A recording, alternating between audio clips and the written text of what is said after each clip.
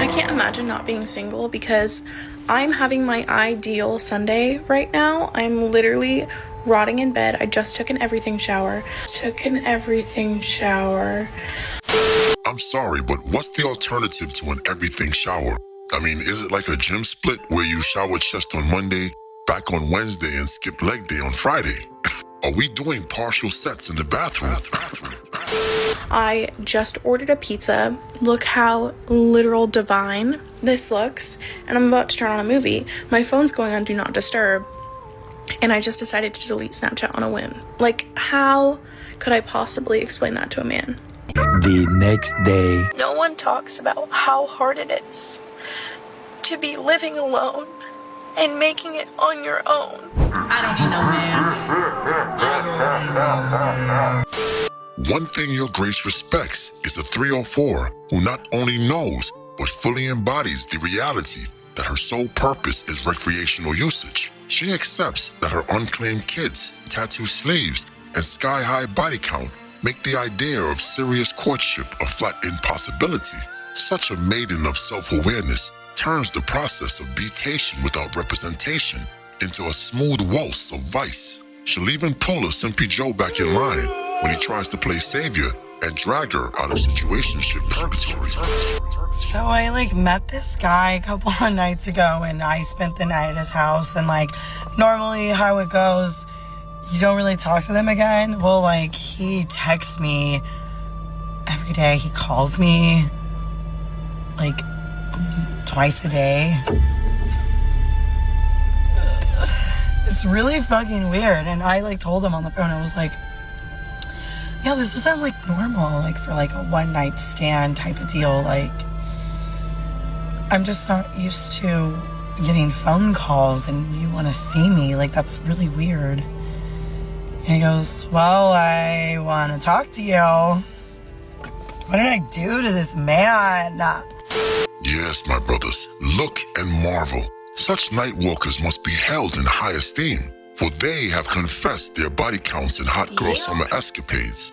Now they just want to be used in peace. They just want a wet rag to freshen up, an Uber Black to take them home, and maybe some McDonald's pancakes to go with that sausage you just fed her. But it's her counterpart that Lord Destro loathes. She expects men to court her and bring her out on dates, even though she is the spawn of the brothel.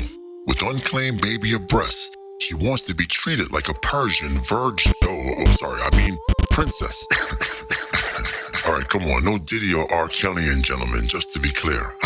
But I digress. Such low-tier women are shocked when they are told that their status is recreational. And we all have to wonder if they can really be so delusional. So I was on this dating app called Hinge. Everybody knows Hinge, I'm sure, because it's, out there. I just find it weird how that's how we have to meet people nowadays, through fucking dating apps. It's so, whatever. Anywho, I matched with this guy and, he was cute. And, small talk, hey, what's up? How you doing? And then he pretty much was like, I want to skip the small talk and go right into this. It basically gave me a fucking paragraph on what his expectations were. And it just kind of threw me off. It seemed very confusing. And I was like, hey, you seem a bit confused. I hope you find what you're looking for, but I don't think I'm the one. And then he violated me afterwards. He called me a fat, used up whore that's only good for making babies. That shit broke my heart. I don't even know this man. And that shit made me cry. That shit made me cry for 3 days, right? And after that, I refused to ever go on Hinge again. Yes, that kind of language is unnecessary. It sounds like a Simpy Joe throwing a temper tantrum. I mean, it's much easier to hit the unmatched button and keep it moving. But here's the bigger point. Dating apps are nothing more than a numbers game. If you run the same script enough times, eventually you're gonna catch a bite. I mean, like POF, it's literally fishing for men. For women, though, the irony is brutal. What they thought would empower them has turned them into slaves of the app. The only marketplace where a post-war single mother like this even has a chance to meet a man.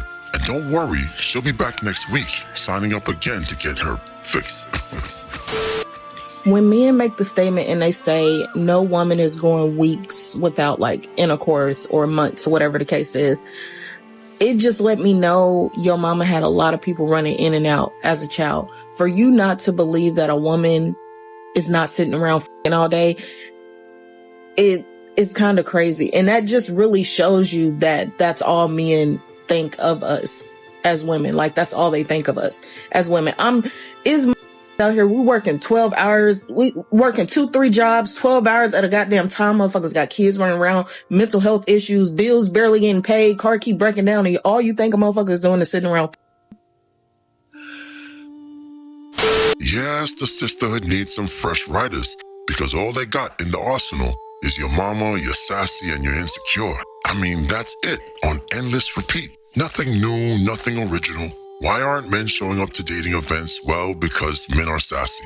Why aren't men marrying women? Well, because men are insecure. But here's the thing.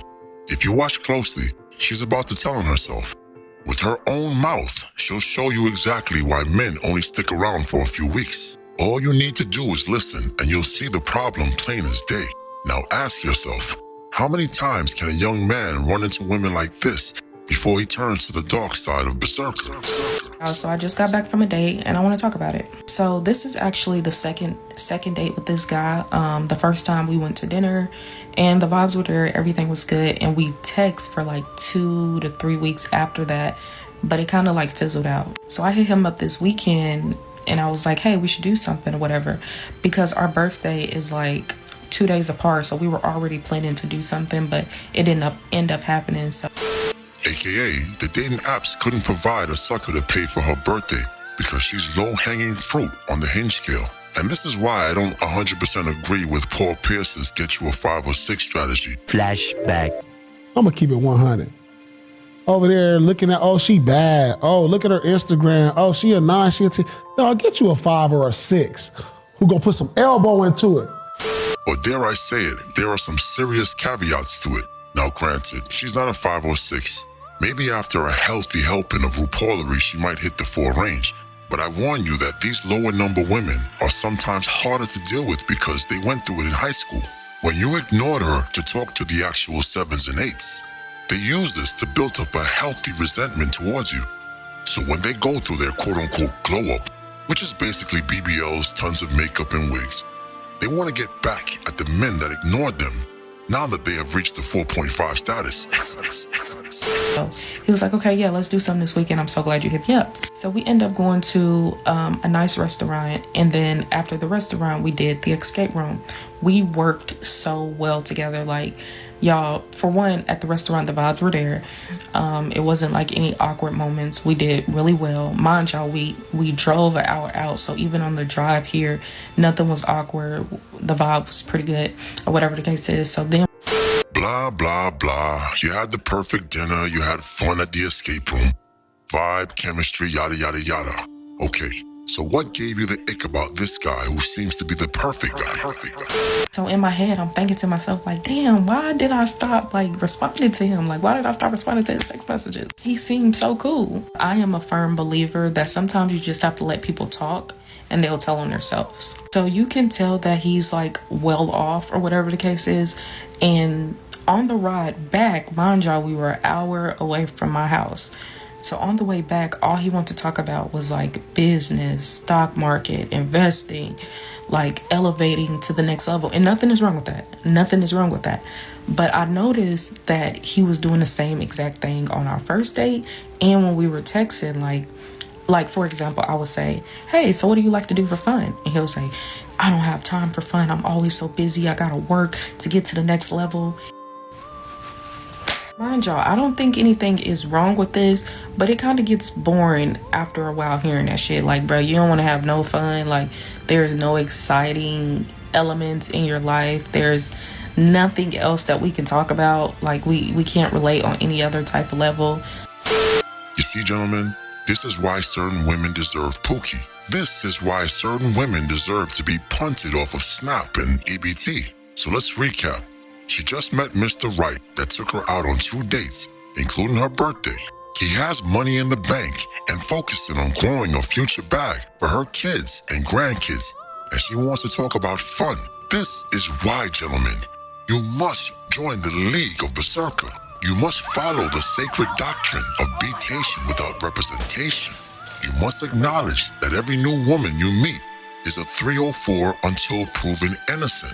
The crazy thing about it is that when she sees this man a few years down the line with an Albanian or Korean girl, she's gonna call him a sellout. She's gonna say he can't handle a strong black woman while she pushes the stroller of her unclaimed baby out the doors of a Korean hair supply store.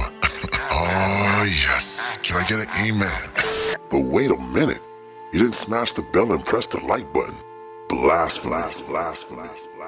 And although you will never be worthy of a monarch such as myself, Lord Destro would suggest that you poor fools at least give oligarchy a try. So be it, Lord Destro has